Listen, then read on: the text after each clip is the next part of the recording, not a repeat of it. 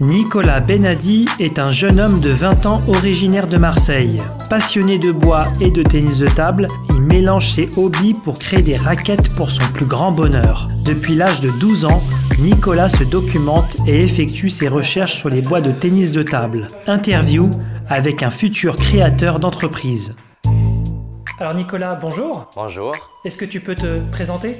Alors, je m'appelle Nicolas Benadi, j'ai 20 ans et ça fait à peu près 7-8 ans que je joue au tennis de table. Et actuellement, je crée des bois de tennis de table. D'où vient cette idée de créer des bois de tennis de table ? Alors, depuis que j'ai à peu près 12 ans, donc depuis que j'ai commencé le tennis de table, j'ai commencé à m'intéresser un peu aux équipements. Donc, j'ai vu que c'était pas comme à Decathlon, des raquettes préfabriquées. Et que donc il fallait acheter un bois, ce qu'on appelle un bois de tennis de table, donc la palette, et à côté acheter ses propres vêtements qu'on collait. Et comme j'ai toujours aimé le travail du bois, je me suis dit que ça serait peut-être intéressant un jour de créer le mien, mon propre bois avec lequel je pourrais jouer. Et cette idée, du coup, elle a germé dans ma tête. Et dès qu'on a pu donc déménager, j'ai pu commencer à créer mon atelier et fabriquer ma propre raquette. Ça a provoqué de l'engouement. Et du coup, beaucoup de personnes suivent ce que je fais et moi, du coup, ça me pousse à continuer et ça m'a poussé donc en être là où je suis aujourd'hui et donc à bientôt créer ma marque de tennis de table. C'est le tennis de table qui t'a fait aimer le bois ? Le tennis de table qui m'a fait aimer le bois, comment dire, ça m'a permis de l'aimer encore plus. Donc j'ai toujours aimé ça depuis que je suis petit. Donc mon grand-père était artisan. Dans ma famille, on travaille beaucoup, on est assez manuel. Et j'ai toujours été attiré par le bois, le matériau. Après, le fait d'avoir créé ma première raquette et de voir tout cet engouement, du coup, ça m'a encore plus donné envie de continuer sur cette voie-là. Et c'est passé devant mes études qui étaient donc l'immobilier. Tu t'intéresses au bois. Maintenant, comment on y vient à fabriquer des bois ? Quand on parle d'essence, comment on fait pour s'y intéresser, apprendre, comprendre ? Question assez complexe. Étant donné que je fais ça depuis que j'ai 12 ans, donc ça fait 8 ans que je fais des recherches, donc que j'essaie un peu de grappiller des idées, des informations sur tous les sites possibles et imaginables, des sites donc, de tennis de table comme des sites sur les essences de bois. Donc au départ, j'ai voulu comprendre comment était composé mon premier bois. Donc j'ai cherché des sites, notamment un site bien particulier qui répertorie les différentes essences de nos bois de tennis de table. À partir de là, j'ai vu les noms de ces essences, je suis allé faire des recherches sur Internet. Et à partir de là, j'ai regardé la densité, la masse volumique, la flexion, la torsion et autres informations. Je vais arrêter là parce que sinon je pourrais parler des heures et voilà. Ça fait 8 ans que je fais ces recherches et à force, c'est la passion qui m'a poussé à faire autant de recherches et à me lancer. Voilà. Un bois, quand il est bon, c'est un mélange d'essences, c'est des essences vraiment particulières. C'est quoi ? Qu'est-ce qui fait un bon bois de tennis de table ?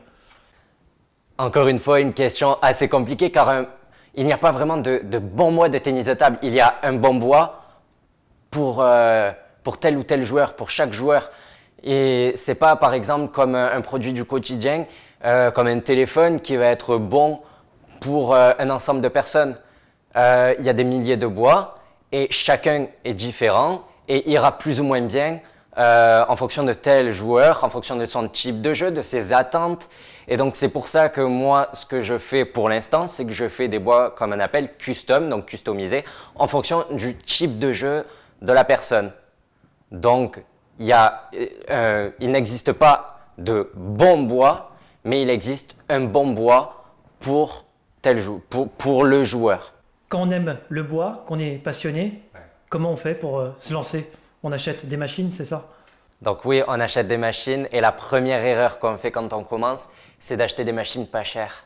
Ça, c'est le plus gros problème des bricoleurs quand on veut commencer, quand on veut se lancer. Parce que quand on achète une machine qui va valoir 100 €, on se dit que c'est une bonne affaire. Finalement, au bout de 1 mois ou 2, on est obligé de se faire rembourser ou essayer de la revendre pour finalement passer à une meilleure machine qui vaut peut-être 100-200 euros de plus, mais qui peut nous durer 5, 6, 7 ans, voire 10 ans, qui sont plus précises. Et donc oui, il faut s'équiper. Ce n'est pas donné à tout le monde, il faut vraiment le vouloir. Je pars quand même dans le vide parce que je ne suis pas sûr que ça marche, mais le fait d'être passionné, même si un jour j'arrive pas à en faire mon métier, que j'arrive pas à en vivre, ces machines me serviront toujours parce que je ferai ça en passe-temps. Donc oui, il faut s'équiper, il faut des machines. Il ne faut pas lésiner sur les moyens, malheureusement, il faut y mettre le budget et ce n'est pas donné à tout le monde. On est passionné, on veut en faire son métier, on va devoir créer une société, c'est ça? Quelles sont les démarches que tu as entreprises?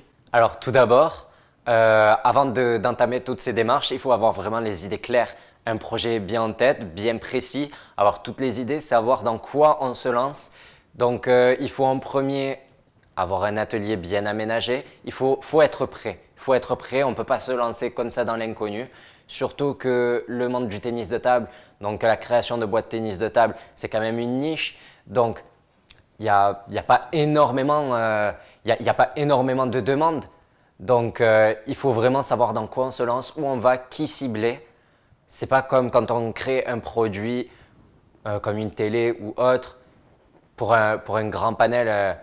Pour vraiment beaucoup de personnes. Donc, il faut vraiment avoir les idées claires, savoir où on va. Après, donc, on va aller se renseigner à la chambre des métiers, ce que je suis en train de faire. Donc, on prend rendez-vous en premier avec un conseiller. On assiste donc à une réunion qui dure à peu près 2 heures, dans laquelle donc, on va nous expliquer toutes les différentes démarches à faire.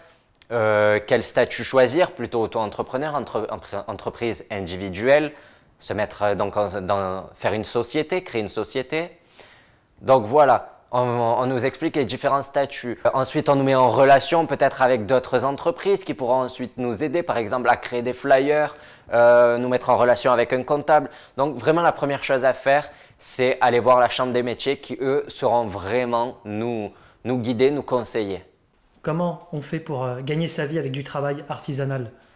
Alors, c'est compliqué de répondre à cette question parce que du coup, pour l'instant, je ne me suis pas encore lancé. Donc, je verrai bien. Je pourrais répondre à cette question d'ici quelques mois, j'espère.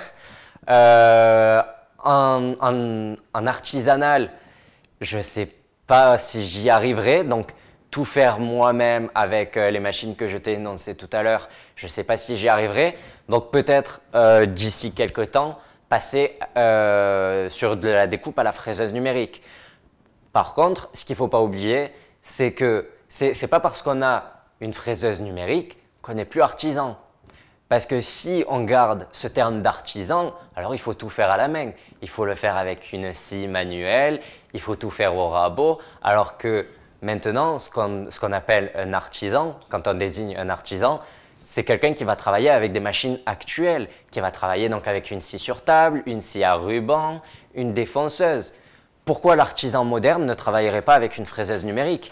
Je pense qu'il faut s'adapter à l'époque et c'est pas parce que j'utilise donc des machines, sur lesquelles je vais rentrer des modèles 3D, des machines qui n'auront pas besoin de moi, que la qualité n'y sera pas. Je crée ma propre colle, donc comme faisaient les ébénistes il y a 100, 200, 300 ans, donc de la colle à l'os, ce qu'on appelle de la colle à l'os et de la colle de nerf. Je crée mon propre vernis, pareil, comme faisaient les ébénistes il y a 50, 60, 200 ans. Donc tout ça, je continuerai de le faire. Ça sera juste la découpe qui sera faite par des machines, qui sera faite automatiquement. Je continuerai tout de même de vérifier donc la qualité des essences, la qualité de mon bois. C'est moi qui usinerai à chaque fois mes manches, qui recevrai de grands plateaux de bois pour les découper. Donc tout le travail y sera. L'artisan sera toujours là pour vérifier ce que feront les machines. Merci Nicolas. Merci à toi. Bon courage dans ton entreprise, dans ta future entreprise. Merci beaucoup. De te lancer, que ça marche. Merci beaucoup.